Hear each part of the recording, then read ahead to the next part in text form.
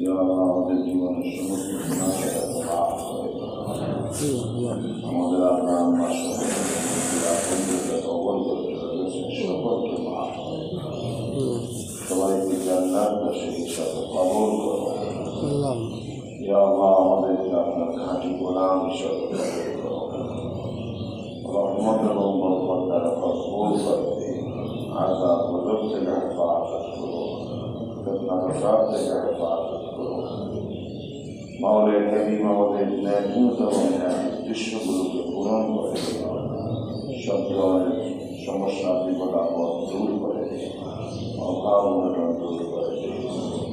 জীবনের প্রতিটি ক্ষেত্রে উন্নতি এবং কামিয়াবি নসিব করো।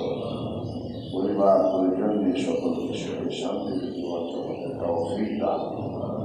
আসমানি জমিনি বালা থেকে হেফাজত করো, রোগ ব্যাধি থেকে হেফাজত করো। ছোট বড় আমাদের মাঝে অনেক অসুস্থ জটিল এবং কঠিন রোগ আক্রান্ত, ইয়া আল্লাহ সকলকে পরিপূর্ণ শিফা নসিব করো। সুস্থ স্বাভাবিক জীবনযাপনের তৌফিক দান করো।